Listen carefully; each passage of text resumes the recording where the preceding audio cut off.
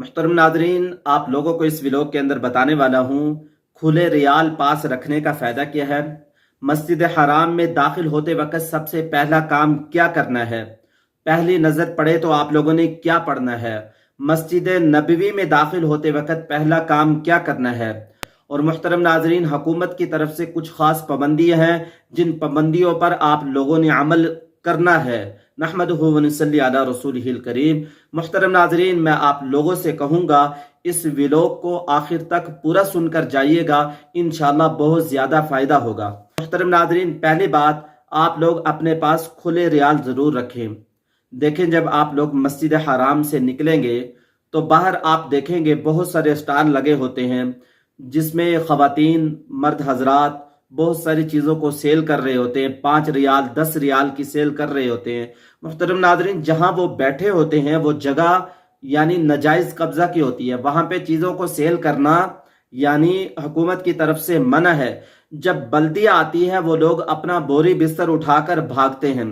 اگر آپ لوگوں نے کوئی چیز خریدی ہوگی 5 ریال کی، 10 ریال کی، اگر آپ لوگوں نے ان کو 500 کا نکال کر دے دیا، 50 کا دے دیا، 200 ریال دے دیے، تو جب حکومت یا بلدیہ آئے گی تو وہ بھاگیں گے، تو آپ کے پیسے لے کے بھی وہ ایسے ہی بھاگیں گے، تو آپ ان کے پیچھے بھاگیں گے تو آپ لوگوں کو پریشانی ہو جائے گی، آپ کے ساتھ لوگ بھی ہوں گے، پھر آپ ان سے بچھڑ جائیں گے، تو یہ پریشانی کا سبب ہے۔ تو میں آپ لوگوں سے کہوں گا اپنے پاس 5 ریال، 10 ریال، اس طریقے سے 20 ریال چھوٹے ضرور رکھیں۔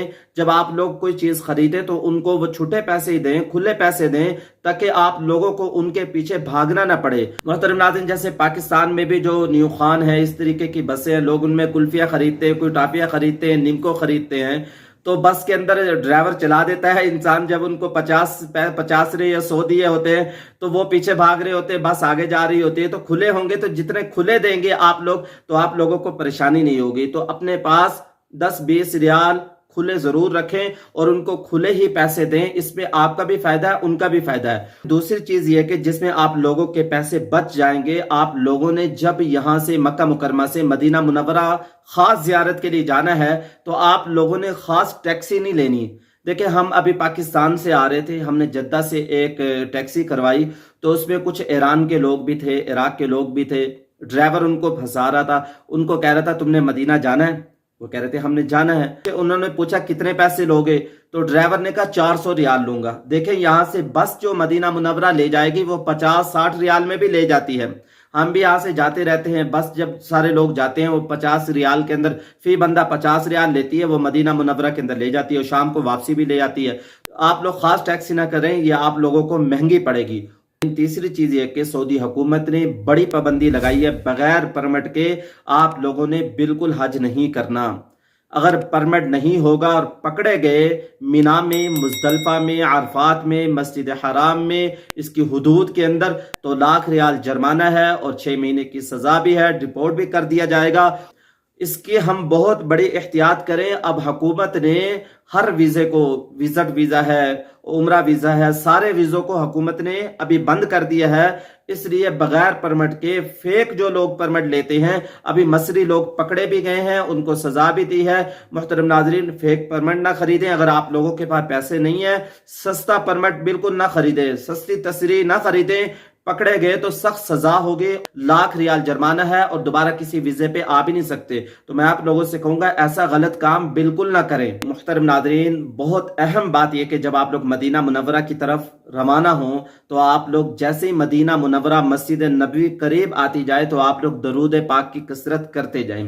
جب آپ لوگ مدینہ منورہ میں پہنچ جائیں تو آپ لوگ ہوٹل میں سامان رکھیں، تھوڑی دیر آرام کر لیں، غسل کر لیں یا وضو کر لیں، خوشبو لگا لیں، مسجد نبوی کی طرف درود پاک پڑھتے ہوئے چلیں، مسجد نبوی میں داخل ہوں، دعا پڑھ کر داخل ہوں، بسم اللہ والصلاۃ والسلام علی رسول اللہ، اللہم افتح لی ابواب رحمتک، ادب کے ساتھ داخل ہوں۔ اس کے بعد 2 رکعت نفل پڑھیں اور پھر روضہ رسول پر نہایت ادب کے ساتھ، عاجزی کے ساتھ انکساری کے ساتھ جائیں۔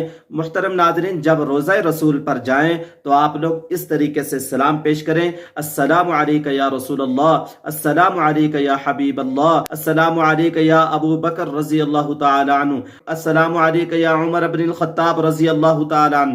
اس طریقے سے سلام پیش کریں۔ آپ لوگوں سے ایک مؤدبانہ عرض کرتا ہوں، سلام پیش کرتے وقت، سلام پڑھتے وقت آپ لوگ اپنے کیمرے کو، اپنے موبائل کو اپنی جیب میں ڈالنے بالکل نہ چلائیں، یہ بے ادبی ہے۔ اللہ کے رسول صلی اللہ علیہ وسلم کے روزے پر حاضری ہو اور ہم توجہ ہی نہ کریں، موبائل میں لگے رہیں۔ ایک ہمارے یہاں یوٹیوبر ہے عبد الملک فرید، وہ کہتے ہیں جب میں روزہ رسول پہ جاتا ہوں وہاں ویڈیو نہیں بناتا، حالانکہ ان کا کام ہے ویلوگ بنانا۔ اور اس کے علاوہ ریاض الجنہ میں جانے کے لیے پرمٹ لیں، وہاں نفل پڑھیں، اور ریاض الجنہ جنت کا ایک ٹکڑا ہے۔ اس کے علاوہ محترم ناظرین، جب آپ لوگ مسجد حرام میں داخل ہوں ادب کے ساتھ داخل ہوں، دعا پڑھ کر داخل ہوں، سیدھا پاؤں اندر رکھیں۔ جب بیت اللہ پر پہلی نظر پڑے تو آپ لوگ 3 مرتبہ کہیں: اللہ اکبر لا الہ الا اللہ، اللہ اکبر لا الہ الا اللہ، اللہ اکبر لا الہ الا اللہ۔ اس کے بعد یہ دعا پڑھنا مستحب ہے: اللہم انت السلام ومنک السلام فاحینا ربنا بالسلام۔ یہ دعا اگر آپ کو یاد ہے تو یہ دعا پڑھ لیں۔ اس دعا کا پڑھنا مستحب ہے۔ مستحب وہ عمل ہوتا ہے جس کے کرنے سے ثواب بڑھ جاتا ہے۔ محترم ناظرین، اس کے بعد دعا مانگے، کثرت سے زیادہ دعا مانگے۔ دیکھیں اللہ تعالیٰ سے دعا کے اندر یہ مانگے: یا اللہ ہمیں مستجاب الدعوات بنا دے۔ اگر آپ لوگ مستجاب الدعوات بن گئے تو انشاءاللہ آپ لوگوں کی اس کے بعد جو بھی دعائیں مانگیں گے ساری کی ساری قبول ہوں گی۔ یہاں بھی آداب کا خیال رکھنا ہے۔ اور یہاں بعض لوگ بہت بڑی غلطی کرتے ہیں، کیا کرتے ہیں کہ مسجد حرام میں جب داخل ہوتے ہیں 2 رکعت نفل پڑھنا شروع کر دیتے ہیں۔ علماء یہ فرماتے ہیں طواف 2 رکعت نفل کے قائم مقام ہے۔ جب آپ لوگ یہاں طواف کے لیے آئے ہیں تو آپ لوگوں نے دعا کے بعد طواف سٹارٹ کرنا ہے۔ ہر طواف کے 7 چکر ہیں، ہر چکر حجر اسود سے شروع ہوگا اور حجر اسود پر ہی ختم ہوگا۔ جب طواف کر لیں تو آپ لوگ 2 رکعت نفل پڑھیں۔ اس کے بعد آب زمزم خوب پی لیں۔ آب زمزم پینے کے بعد پھر آپ ملتزم پر آئیں اور وہاں چمٹ کر دعائیں مانگیں، اور اپنی دعاؤں کے اندر خصوصی طور پر ہمیں یاد رکھیں، پوری امت مسلمہ کو یاد رکھیں۔ السلام علیکم ورحمۃ اللہ وبرکاتہ۔